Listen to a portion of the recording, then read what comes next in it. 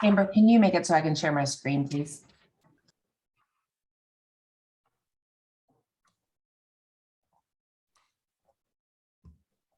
Okay, you should be able to now.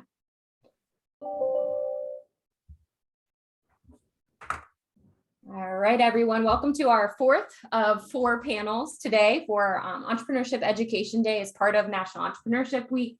We've been saying, because it's Valentine's Day, we love our entrepreneurial educators and think that this is a great opportunity for us to showcase what that looks like from kindergarten to a later career transition. So before we dive into today's content, we do want to show you a quick video on National Entrepreneurship Week in general, and we'll go ahead and get that started. My name is Joe Kapp. And I'm Amber Ravenscroft. 5 years ago, we relaunched National Entrepreneurship Week, a congressionally chartered annual event to support and uplift America's new business startups. Originally founded in 2006, National Entrepreneurship Week takes place every year during the 3rd week of February. All across the United States, from Maui to Miami to Maine and everywhere in between, America's entrepreneurial ecosystem is vibrant and thriving. National Entrepreneurship Week celebrates the unmatched, innovative American spirit that has brought to life amazing products and services and includes a beautiful tapestry of diverse entrepreneurs. During the week, you'll hear from a host of United States federal agencies as they share information on entrepreneurship and small business programs. You'll also hear from a nationwide network of partners, including entrepreneurial educators, ecosystem builders, and most importantly, entrepreneurs from all walks of life as they participate in the excitement of National Entrepreneurship Week. Join in celebrating National Entrepreneurship Week by organizing an event in your local community, listening in on one of our national webinars, or participating in our annual social media campaign. There has never been a better time to start a new business, and we challenge you to unleash your ideas into action during National Entrepreneurship Week. National Entrepreneurship Week is made possible by contributions from an array of generous partners. Views and opinions expressed in National Entrepreneurship Week programs are those of the speaker and do not necessarily reflect the official policy or position of National Entrepreneurship Week, its agents, or any U.S. government agency. Any agency's participation or support is not an endorsement of any product, service, or entity. All liability with respect to any recommendations are hereby expressly disclaimed. All right, perfect. Thank you, Jennifer. So we are here to talk about entrepreneurship education beyond the formal classroom. And I'm grateful because we have 2 entrepreneurial educators that are kind of doing both. We have a professor of finance and we have a professor in the community college level that are both working on academic programming for students and academic programming for the community. So I want to go ahead and do a quick introduction. My name is Amber Ravenscroft. I am the co-chair of National Entrepreneurship Week along with my colleague Joe Kapp. And I work for an education nonprofit called the Adventure Group, where we do tons in the space of K-12 innovation and entrepreneurial ecosystem development to create that K-16 pipeline. So very excited to be here today. I do want to give our panelists a quick opportunity to introduce themselves.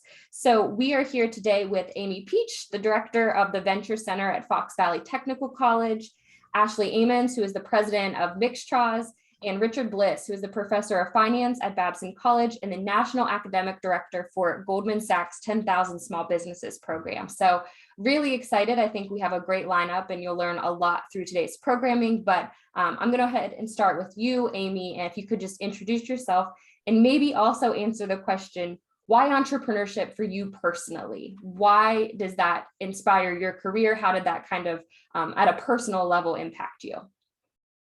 Thank you, Amber. It is really exciting to be here with you and everybody else on the panel for National Entrepreneurship Week. I am director of the Venture Center at Fox Valley Technical College. And I like to tell people the Venture Center is where people come to streamline their vision and their operations to get connected and to avoid costly mistakes. And we do that through education and training, seminars, workshops, and technical assistance. And we are a fee-for-service entrepreneurship center headquartered at Fox Valley Technical College in Appleton, Wisconsin. And why entrepreneurship is important to me and matters to me is because all the most important aspects about business I learned growing up working for entrepreneurs and small business owners. I grew up in rural central Wisconsin, and from the business owners that I was able to work for, I learned, that you need to show up, work hard, and do what you say you're going to do. You have to be willing to say yes to work, to new opportunities, and to customers. You need to delay gratification and save. And they also taught me, don't count your chickens before they're hatched. Always, be courteous and kind. Many hands make light work, which in today's world, I think of as collaboration, and mistakes happen. That's life. How are you going to respond to them?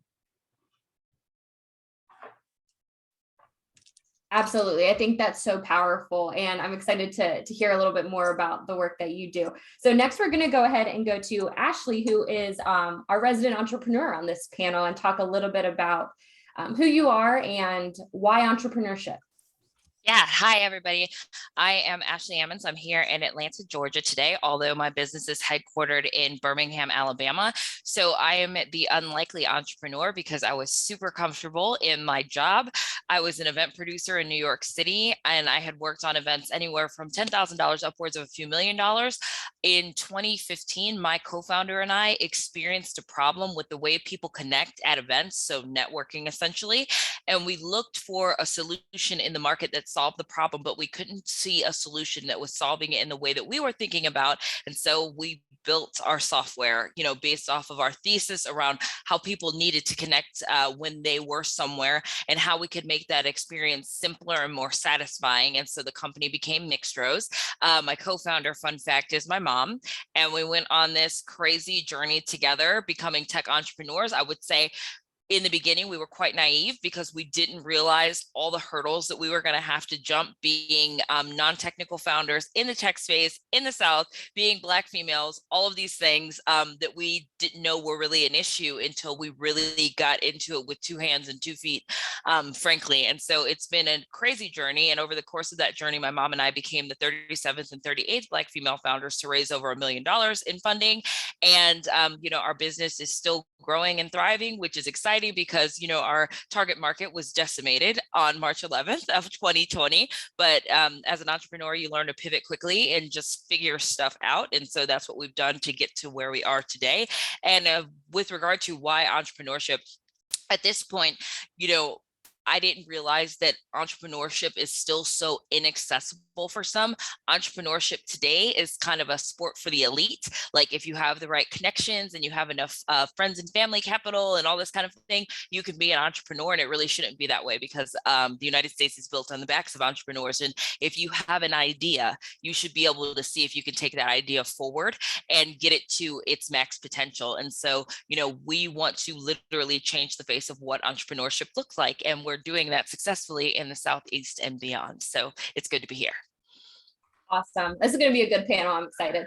And last but not least, Richard, do you want to talk a little bit about your role at Babson and at the 10,000 Small Businesses program, and just kind of share why entrepreneurship for you? Sure. So I'm a professor of finance at Babson College in Wellesley, Massachusetts.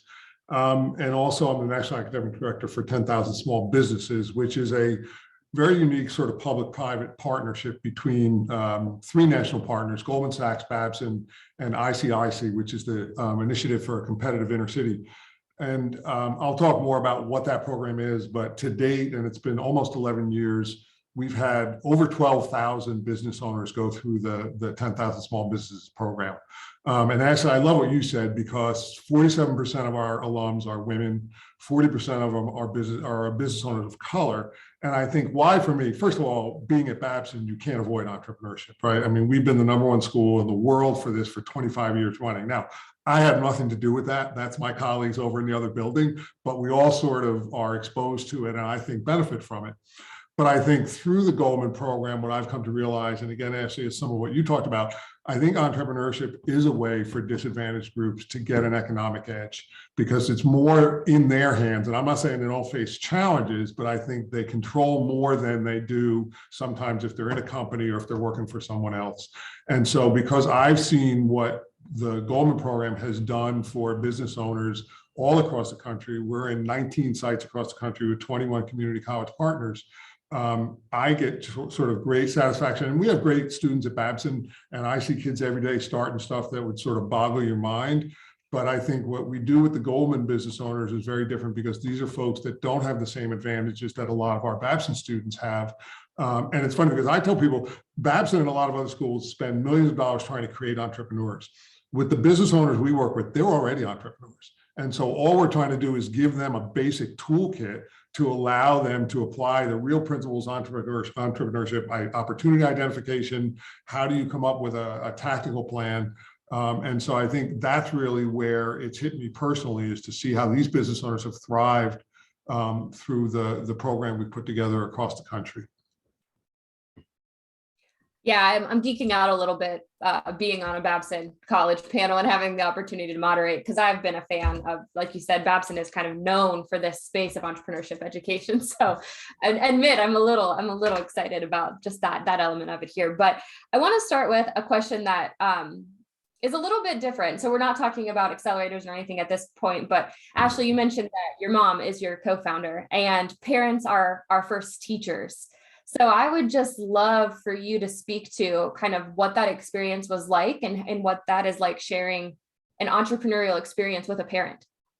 Yeah, absolutely. Well, I have to shout out Babson too, like everything, I guess, to Babson, because they're a customer of mine as well. So I appreciate their entrepreneurial spirit, not just in the students they champion, but the kind of businesses they try to work with. So I think that's pretty awesome. So yeah, working with your parent is certainly a different experience, although I think it's an experience that should be explored more often because frankly, entrepreneurs who are over 40 are typically more successful.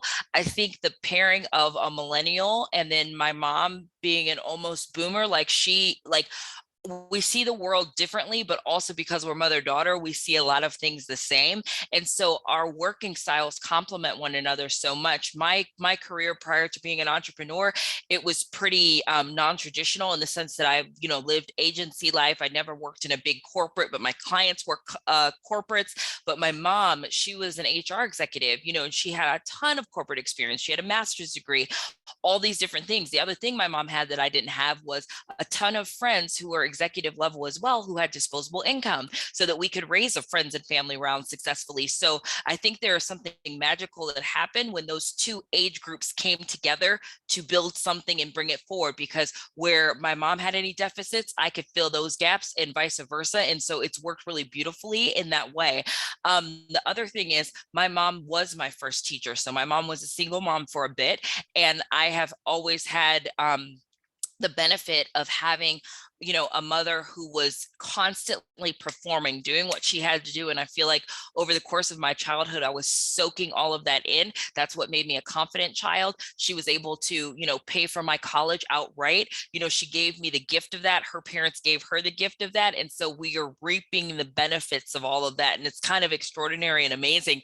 They say that when you have a co-founder, it's like you guys are married, and not really. It's like you're a mother-daughter or a father-son or what have you. And the reason for that is because when you're married, you can get a divorce. You shouldn't really be thinking about divorce in the business because you should be trying to take the thing as far forward as you can. So I think it's much more this child-parent relationship that we have in this business. And it's great to be in a business where I never have to worry about what my co-founder is doing. I naturally know, because of how strong our foundation is, that she is always doing the right thing for the business and vice versa. She knows that I am always doing the right thing for the business. So it's really been an extraordinary experience in that way. And let me just say, that's not to say that every day is sunshine and roses, because we don't agree. We don't agree on a lot of things. I love that. I always say, I like to give this example. I give a disservice. My father was an entrepreneur growing up, and I would always, when asked what my parents would do, I would always say, oh, my dad's just a carpenter. And I felt like I did such a disservice to him by not recognizing him as the entrepreneur that he was, because I wasn't exposed to it and he didn't talk about himself as an entrepreneur. So on the educator side, Amy, Richard, what can parents or caregivers, and then we'll switch into programming. What can parents or caregivers do beginning immediately to start having that perception about entrepreneurship being accessible to their children? How can they change that perception, or how can they start that conversation if you have any guidance? Amy, I'll start with you. Well, I think one thing they can do is just, point out the business owners in their communities, parents that support small business owners, take their kids with them and talk about those businesses, as well as helping parents get comfortable with the idea of entrepreneurship as a pathway, right? And helping them understand the myriad of skill sets required, and being able to identify entrepreneurship early on in their kids, and then give them opportunities to play with that a little bit. Yeah, Richard, any thoughts on that? I think if I would have went to my parents when I was a senior and I said, I'm going to start a business, they'd be like, you're nuts, girl. How can we help them? How can we help them address that? Well, I think Amy made a good point, which is, in smaller communities, entrepreneurs and small businesses really are the backbone, right? You don't see mega corporations, you don't see these giant organizations. So I think, and look, it's a tough balance. I mean, we have many of the business owners that are in the Goldman program that compete with Amazon. They sort of hate Amazon on one level, and then they're getting Prime deliveries twice a week, right? And so I think there's this challenge to supporting small businesses in some cases, because there are competitors that have made life a little bit easier. So I think in some cases it's really helping young people understand that small businesses do a lot more than provide a service or provide a product. They build a community, they provide jobs in the community. They're in the community in sort of a way that large companies will never be. And maybe sometimes that means they don't have everything you want, or it means you pay a tiny bit more, or it means you wait a little bit longer. But I think having kids become aware of that trade-off and what it really means to patronize small businesses will help them understand and make good choices down the road. Absolutely. I couldn't agree more. So let's dive into what your programs at your different centers and at the Goldman Sachs 10,000 small businesses kind of look like. So Amy, I'll start with you. Tell us a little bit about what the Venture Center offers outward facing to entrepreneurs, and kind of what that looks like from an education lens. Sure. At the Venture Center, we've built our reputation on our eSeed entrepreneurial training series. And that's a 10-week series in which people learn the better art of small business and entrepreneur management, while they build their network and are able, if they're ready, to start developing a business plan that they can use first and foremost as a management tool, secondarily as a communication tool, to help them access the resources, financing, and partners that they may need to be successful. eSeed, as I said, is our signature training series, and we've had thousands of people go through that since the year 2000, when the college first launched that series, and over 700 business launches and expansions in the 5-county region that we serve, and a little beyond. We also partner with people around the country to bring great programming to folks in our area. One of our partnerships right now is with the AARP Foundation. And as Ashley had said earlier, people 40 and above are very successful in launching businesses for a variety of reasons, right? But I have found people age 50 and above and 60 and above are really diving into entrepreneurship currently through all of the work we're doing with AARP. In addition to eSeed and our AARP programming, we partner with the Kauffman Foundation to bring the 1 Million Cups program to Appleton. We've been doing that for 6 years now. And we also have a whole host of other seminars, education, and training around the basic building blocks of business that are available for people both in person and online. Awesome. So it seems like just tons of resources and support to kind of build that ecosystem for entrepreneurs interested, whether they're prospective or current, correct? Yeah, startups and established small business owners, and we're unique in that we are fee for service. So the Venture Center is headquartered in the college's Business and Industry Services Department, and that means we can't cost the taxpayers any dollars in the work that we do. So I have to break even or better with everything I do. So it's a great fit for me because I went from being an entrepreneur to an intrapreneur, now responsible for driving business startups, small business growth, but not costing the taxpayers in Wisconsin any money while we're doing that. Oh, that's powerful. Yes, for sure. So, Richard, let's talk about the 10,000 Small Businesses program. What does that look like for, you mentioned thousands of people have gone through that program. What's that look like? Well, so I think what is different about it, and I'll give Goldman credit for this because it precedes our involvement. They did two things which I think were very smart. They targeted existing businesses as opposed to startups because I think they realized that the economic power of small businesses, and our original criteria were 200,000 of revenue, 4 full-time employees, and 2 years in existence. And we've held that in most places. We'll scale that down in some cities because we know there's groups that are smaller. But I think by targeting existing businesses, you've taken some of the risk out of the equation, right? And so if you target 10 existing businesses, 3 years later, the data would say 7 of them will still be there. If you target 10 startups, it's not as good, right? And so I think because Goldman's real goal was to sort of foster economic development as measured by revenue growth and employment, targeting small businesses was a really smart thing to do. Because the other thing is there weren't a lot of good programs out there already. There were 1 million incubators, there were 1 million accelerators, there were 1 million startups, but nothing like, you know, what we've created. And I think the other thing they were brilliant to do was to partner with community colleges, because community colleges are so much closer to the target audience for the program. You know, these are not biotech. These are not, well, I mean, there's every industry you can think of, but by and large, these are kind of mom and pop restaurants, landscaping, hair salons, you know, the kind of businesses when you walk down a city, this is what you see block by block. And so by working with community colleges, I think we found a host and we use the faculty from the community colleges to deliver a program who are much closer to our target audience.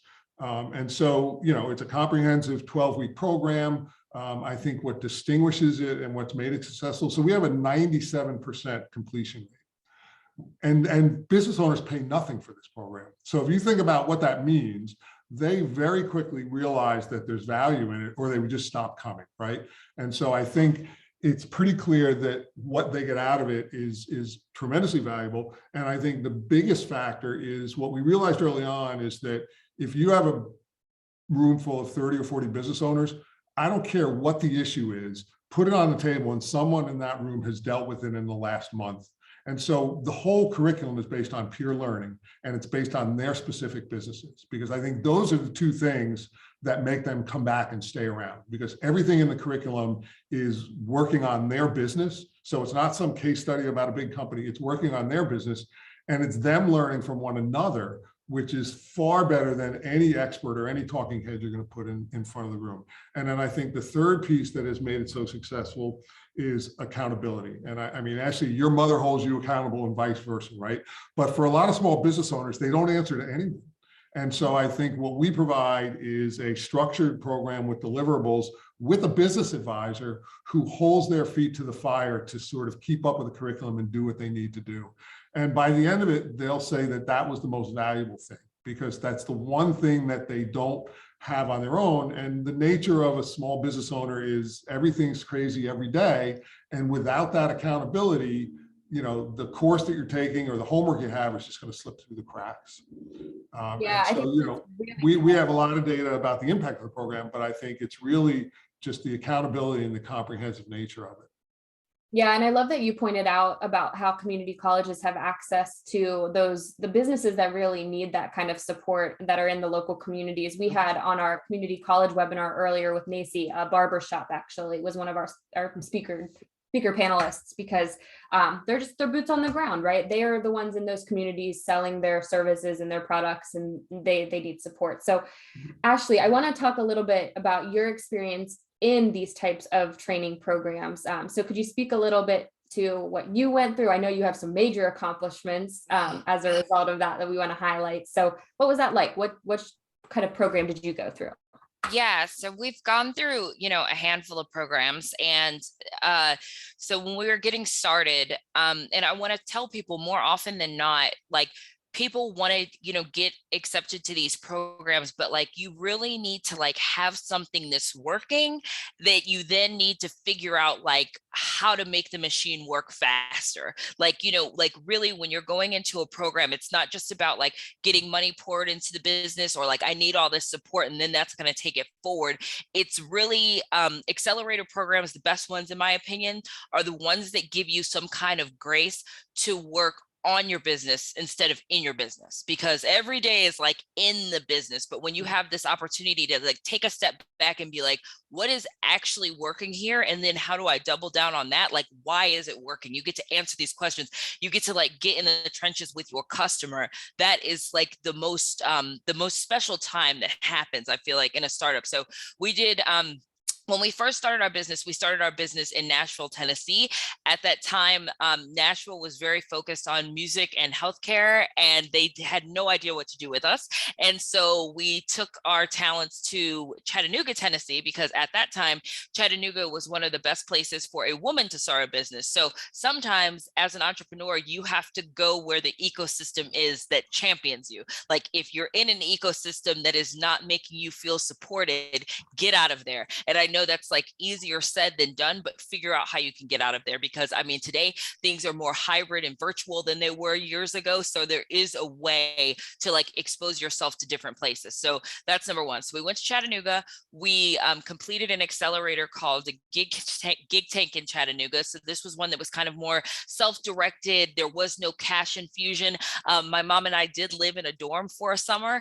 I mentioned that just to say that like when you're an entrepreneur, if you're going to become an entrepreneur, let me say, you can expect to become uncomfortable at some point. Like a lot of this journey is uncomfortable. And if you understand that going in, you will be better able to handle it when it comes along. Like the discomfort shouldn't stay forever, but there are going to be things in that journey that are just uncomfortable. So, we did that, we completed it, learned a bit more about the business, pushed the business forward. But what's most interesting is by the time we'd raised some friends and family funding, it came in like a little bit at a time. And so at the end of 2017, we were running out of that funding. And my mom and I were like, well, we've been out of these like 6-figure jobs, both of us, for like a couple years now. We've missed those opportunity costs. We're kind of running out of friends and family capital. Even though this business is working, it's not going fast enough. Maybe it's time to like take a step back. And so someone who had seen us at a conference a couple months before, she reached out to us and said, hey, I've been watching you guys. This is the power of networking. And she said, I'm about to become executive director of accelerator program. It is in Birmingham, Alabama. And we were like, what?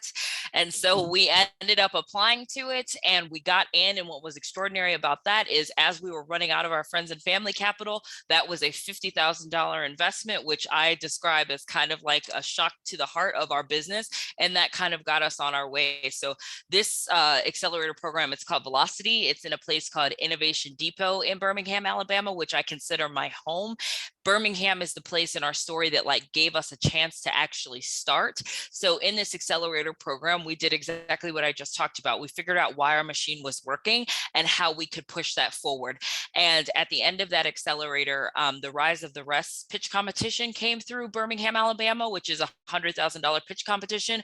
We ended up winning it and then went on to raise another $900,000 and change from people directly in Birmingham. So the accelerator program and all of the things you learn, the people you get connected to, all of that, all of those things coming together, that's what really pushed our business forward. So you really need to identify accelerators that speak to what your business is doing. Make sure that that ecosystem supports you. Birmingham, by definition, was looking for founders that were different. They wanted women, they wanted people of color, et cetera. And so we jumped on that, they jumped on that, and then something beautiful happens. And also, when you go through an accelerator, make sure the timing is right. If you haven't lived in your business long enough and, understood your customer, how they're using your product, whatever the case may be, it might not be time to go through an accelerator. And sometimes an accelerator isn't the answer. Sometimes you have to figure it out on your own first, but accelerators obviously can be amazing. Yeah, I mean, I can see why you won the pitch contest. Richard, do you want to follow up on that? Any thoughts? Yeah, I want to, and I want to emphasize something that Ashley said, which we have built into the Goldman program. And I would urge anyone who's either looking for a program to enter or designing one, you need something that gets the person out of their business, because Ashley made the exact point, which is they spend far too much time working in their business than on their business. So what we've said is we're going to deliver our curriculum in a full day on a Friday, and we get them from 8 in the morning till 5 in the afternoon. And we say, we'll tell them there's 3 breaks if you need to make phone calls, whatever you need to do, but we just have to get them out of that mindset of what's going on back at the office. And it creates a lot of angst. It creates some trauma in some cases. And occasionally someone will get a text and run out of the room because something blew up. But I think getting someone detached from their day-to-day involvement in the business is absolutely critical, because that's the way you're going to change their mindset. And so I think the other thing that I actually talked about was, being at the right timing. If the program doesn't modify how you think and what you do, it's not going to change your business trajectory. And so you really have to think about, so I mean, what we pitch in the Goldman program is we're going to give you the mindset and the skill set to move your business forward.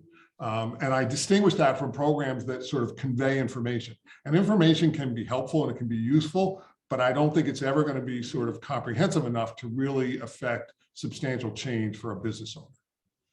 Yeah, that's super powerful. I do want to ask, I think, Ashley, you sound like one of those entrepreneurs that actively sought opportunities and ecosystems and the people needed.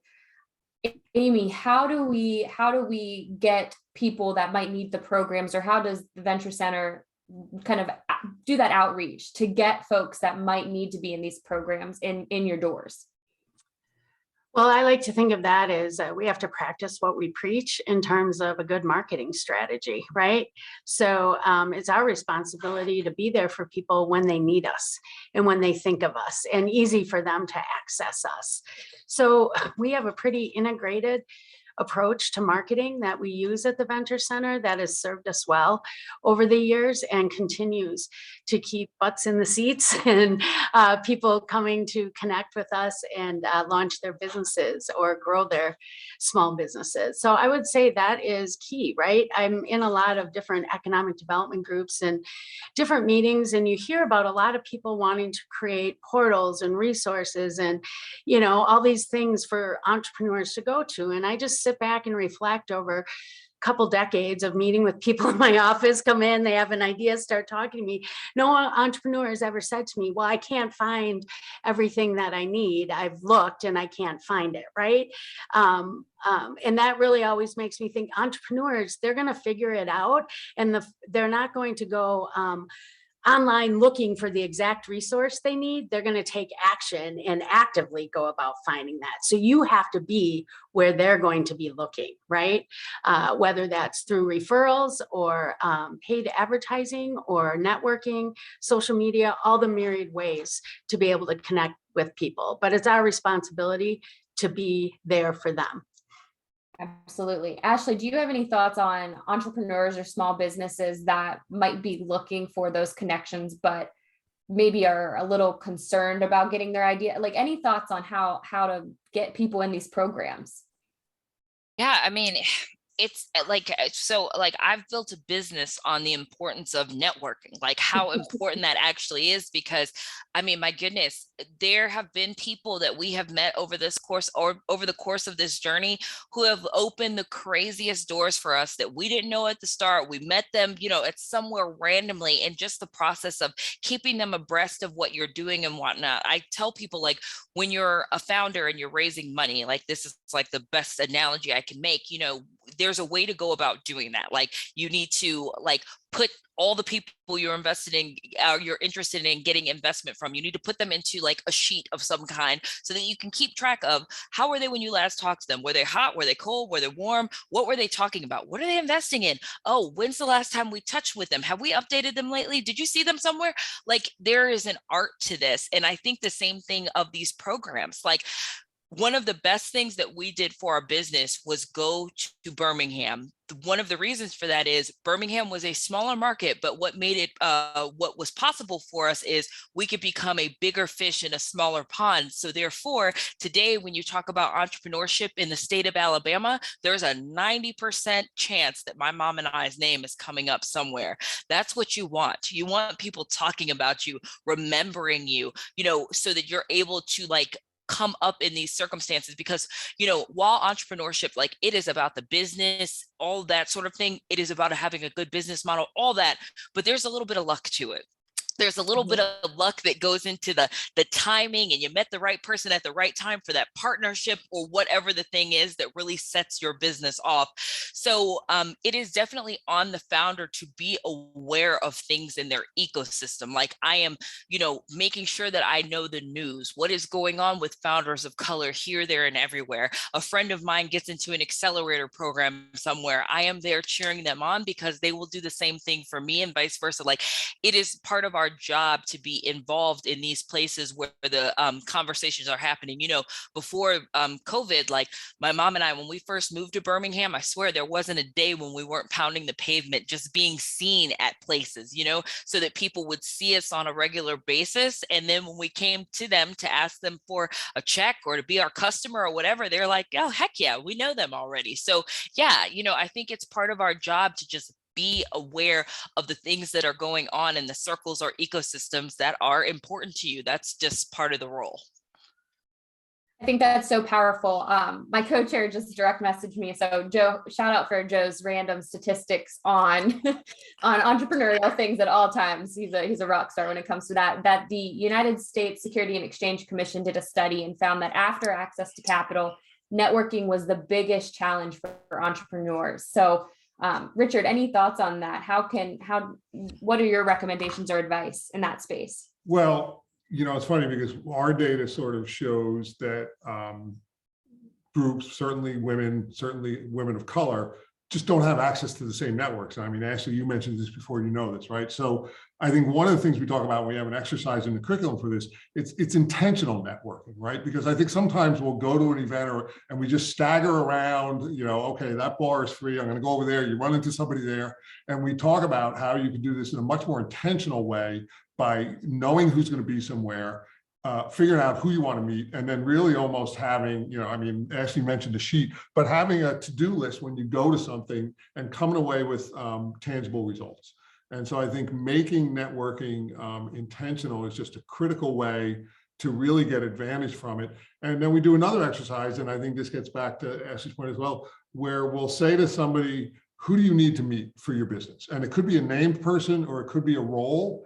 And then we'll say to somebody else in the room, who knows how to get to this person?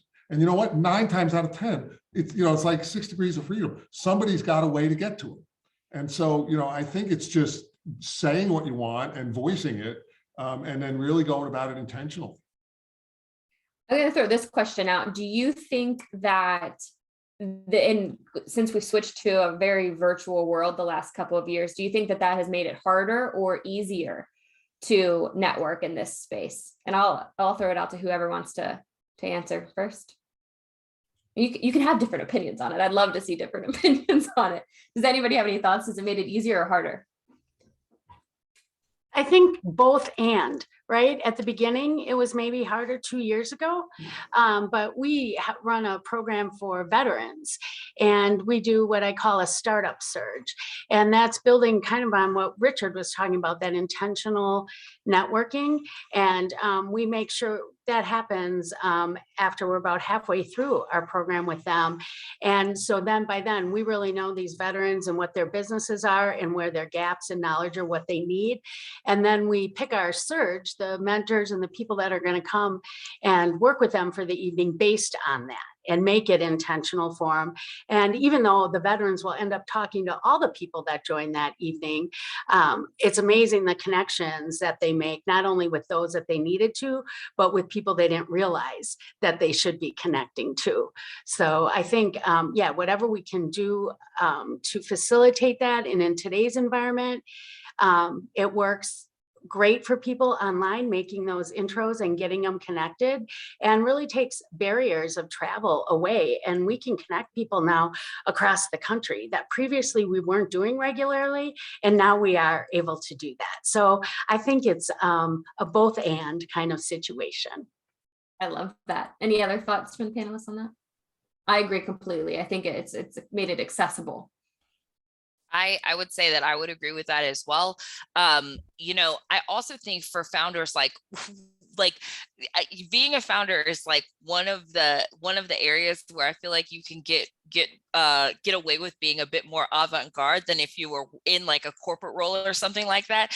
Like, I mean, sometimes when I really need to get someone's attention, like I will like sit there and think of like, okay, what is really going to get this person's attention that I need? The best example I have of this is a couple years back, I read a book called Sell More Faster. It's by this man named Amos Schwarzfarb. He is the executive director of Techstars Austin.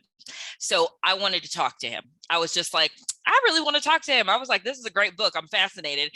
And I was like, well, how do you get in touch with him? And so I literally tweeted at him. It was literally, I think like maybe 2 Februaries ago. And what I say to founders is, specifically founders, female founders, founders of color, there are a lot of things that we get dinged on. Use the things that you can to your advantage. Again, this is the entrepreneurial thinking outside the box. So I simply tweeted at him and said, hey, it's Black History Month. I'm a Black founder. I'd like 15 minutes of your time. We became fast friends. I ended up getting accepted into his Techstars program later from an initial connection that came from a tweet on social media. So my point in this is, again, in entrepreneurship, you have to ask people for things. Like you have to get uncomfortable in knowing that if you don't know it, you need to ask. If you need it, you need to ask, because wouldn't you rather have asked for it than to see your business crumble and be like, shoulda, coulda, woulda? When you're an entrepreneur, you have to be in that mindset that you have to exhaust all resources. And that's just what you got to do to get to it.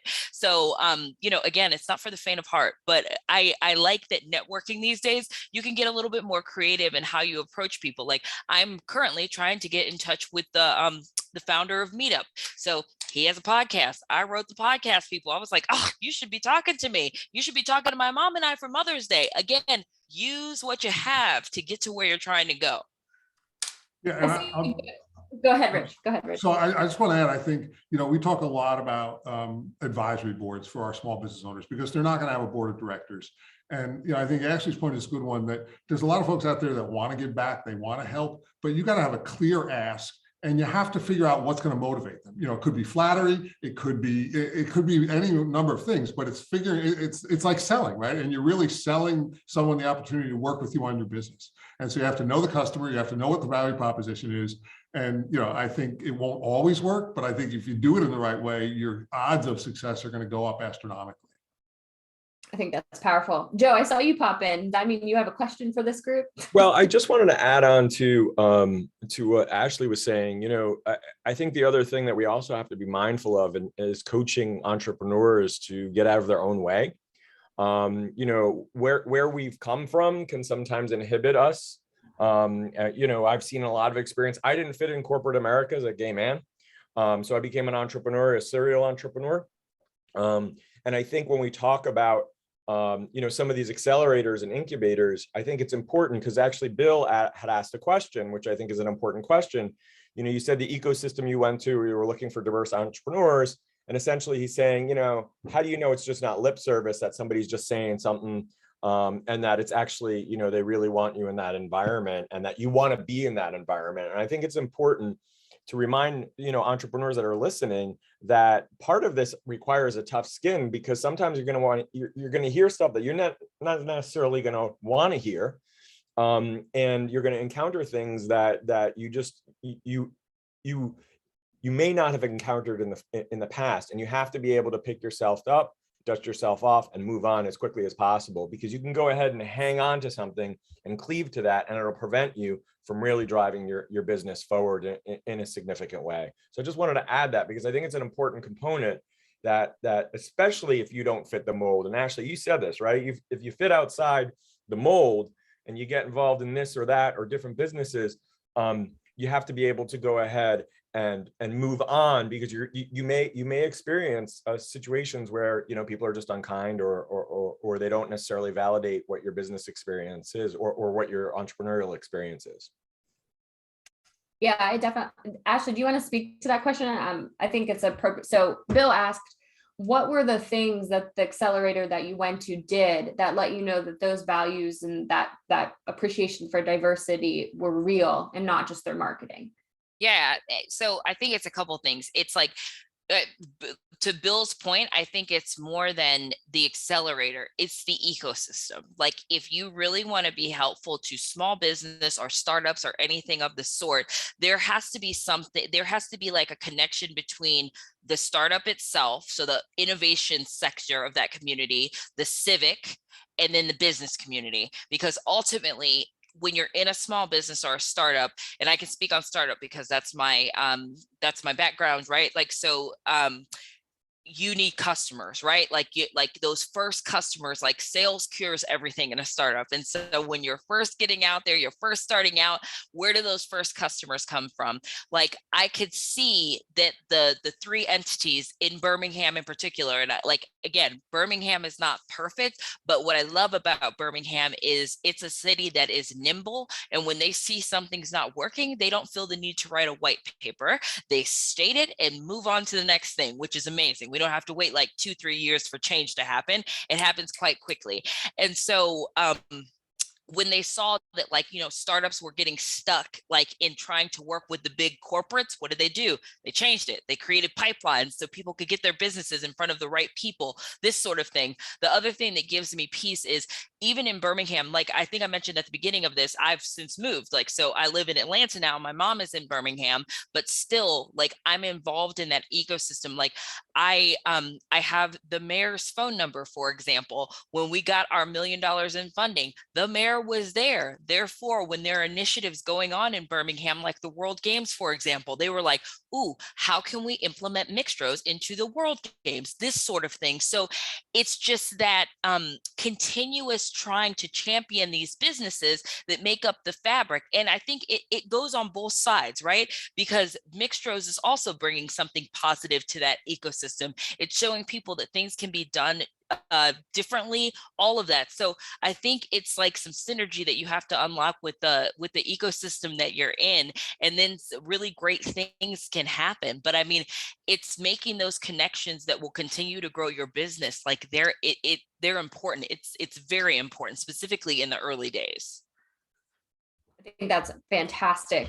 Bill also does, because he's using capital letters in the chat. So you know, we've had a record-breaking number of applications for new businesses in 2021. So the U.S. Census, we hit 5.4 million new businesses. And I would love for each of you to speak to the applicants of those new businesses and talk a little bit about why these types of programs are important and how they can help support you. So Amy, maybe we'll start with you on this one. If you were a new entrepreneur, you went through this big phase of this great resignation. How do you speak to those people that are looking for a career change to pursue entrepreneurship? What advice would you give them?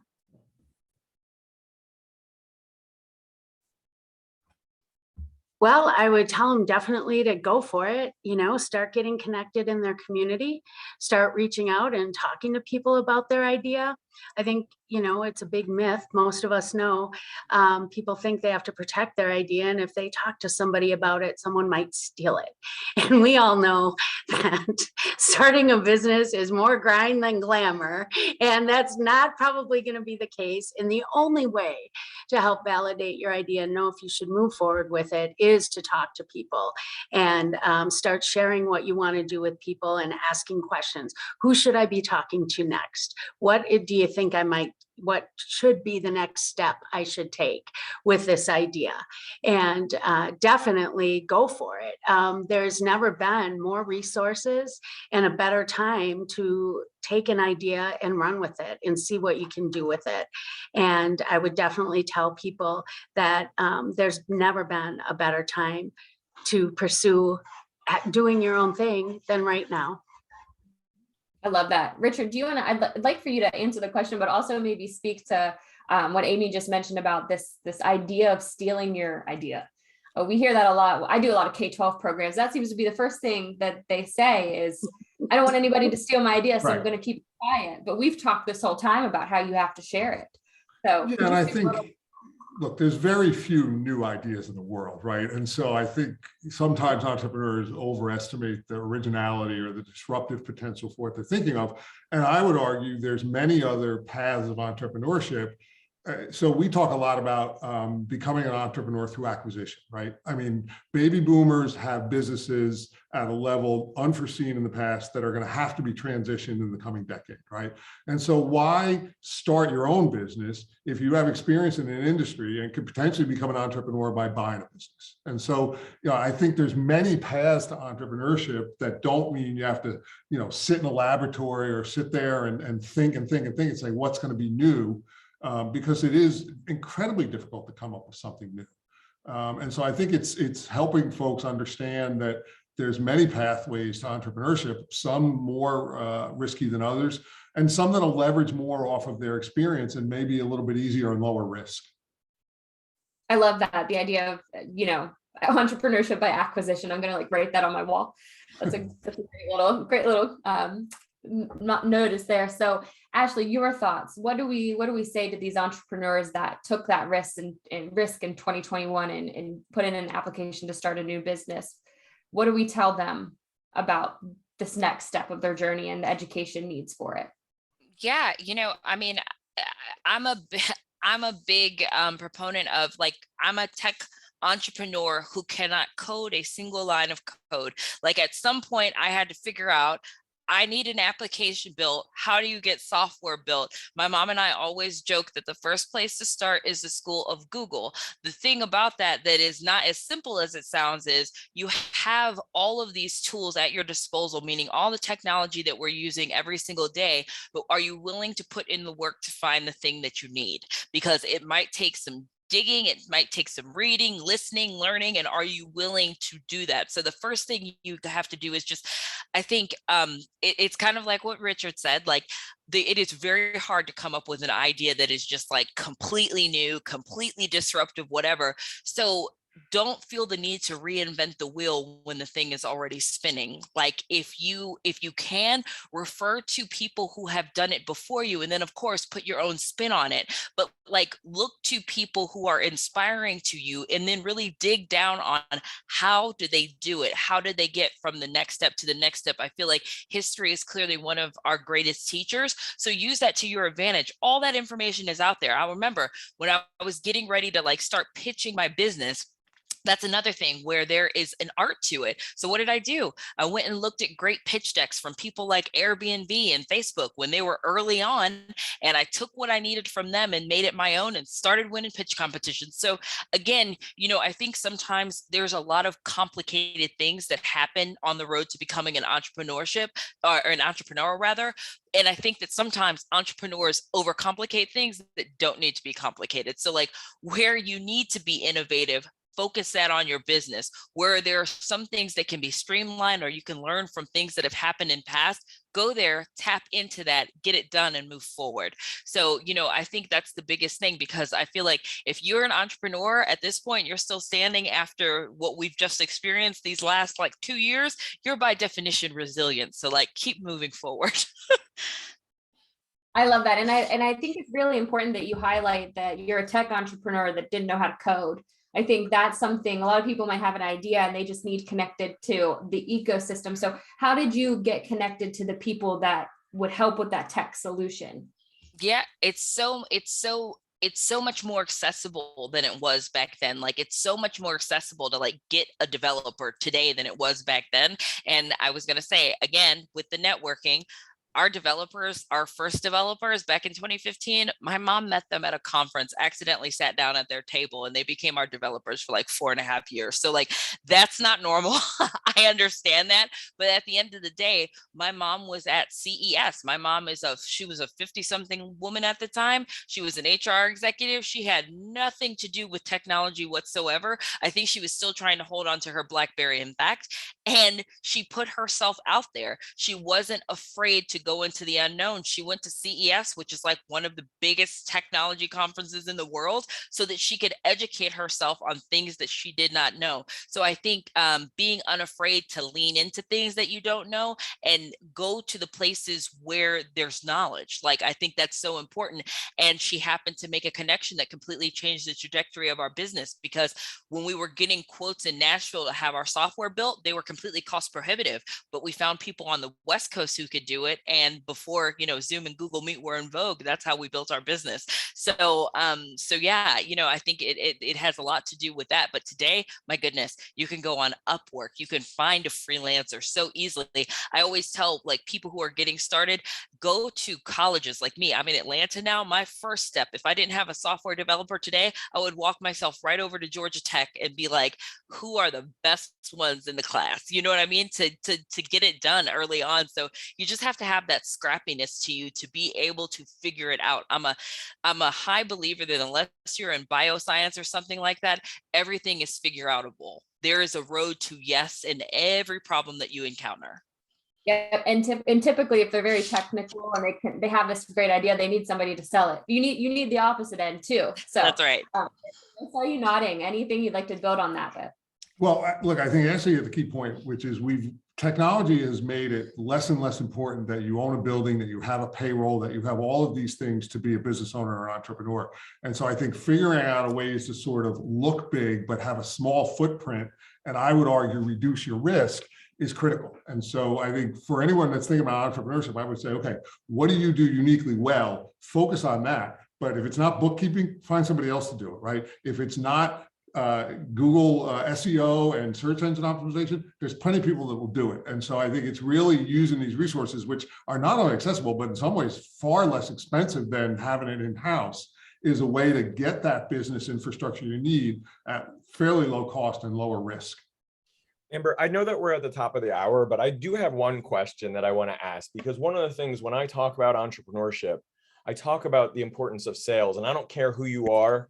As an entrepreneur, the most important that you have to sell, right? You're going to have to sell your business and sell yourself. And so the one skill that I think so I'd be really curious for everybody to answer that maybe as a last question on what your thoughts are, because you're going to have to sell somebody to help you do something, whether it's buy something or, so I'm curious, as part of the program, and Ashley, you mentioned this before about sales. So just weigh in here for a second, just on your thoughts about sales. If you're an inventor, you may not necessarily, or somebody who's technical, you may not necessarily, is that something that they need to focus on? Yeah, I mean, I think as an entrepreneur, like no matter what the business, like no matter what role you play in it, like you have to always be selling. And I swear this is something that my mom is actually so much better at naturally than I am, because my mom is that person who will, it doesn't matter where we are, what we're talking about, what the topic of conversation is, she can figure out a way to get mixed rows back in that conversation every single time. And, that works well for her. But for me, it took me a while to get comfortable with that, to understanding that that's part of my job, to get people to bring, like, I need people to say, when they see Ashley, I need them to associate mixed rows so that there is an opportunity to do a deal somewhere, right? Like, I mean, it's so critical and important. And like, if you're not good at it, figure out somebody who is good at it, because if you can't sell your business, I mean, I don't know what will kill your business faster. It's even with like the pitching your business, like pitching and selling, I think go very hand in hand with one another, because you want to have people excited about the thing that you're talking about, even if they had no domain expertise in it before, right? So I like, there is certainly an art to it. And I coach founders on this, and I say, like, if you're the CEO, but you are horrible at communicating what the business is, you can't be the person to pitch the business. It will kill your business incredibly fast. You have to go out and find that person on the team that is better at it than you. And that is okay, because you can equip them with the knowledge, but they need to go out there and be able to get people excited about whatever it is that you're talking about. It's so important. So yeah, I mean, I think that as you know your business better, as you've been with it longer, you can naturally sell it better, because you've just, you've been with it, you've lived in it, all those kind of things. I always think it's interesting, like when people have been in their business like 6 months and they go and try to pitch the thing, it's usually like a dumpster fire, because they don't know it yet. They don't know what the customer is going to do with it and all that. Whereas me, at this point, I've been in it years. There's not a question that could rattle me, because I'm like, oh yeah, let's talk about that. So, again, people just need to understand, like, it should be in your core, the selling. It's part of entrepreneurship. And if that's not you, that's cool. Either find somebody that could do it or go work for somebody else that does it, because you've got to be able to sell. Good point, Richard. Anything you wanted to add to that? Yeah, the only thing I'll add, what I've seen over the 10 years with our Goldman businesses is there's a science to marketing, less so selling, but there's a science to marketing. And I think many business owners just sort of stumble on marketing and, they meet people and that's how they do it. So I think if you can understand the science of it, it'll make your selling efforts better because they'll be much more focused, they'll be much more targeted, and ultimately they'll be more effective. Yeah. Great. Amy, I'd love to hear how you're selling. Yeah, how you're teaching selling. Well, I always start with sales fixes everything. And the reason you're in business is to serve your customers. So really your business is about solving their problems and selling to them. When you take away all the other stuff, right? It comes down to that. And being real authentic with folks about what Ashley said. If you don't want to sell, if you have not adopted the mindset that sales is a skill, and it's a skill that you have to hone and have as an entrepreneur, and that's not what you want to do, and you're not into sales, then you need to keep your day job, because so much about being successful, the straight hard line is to sales.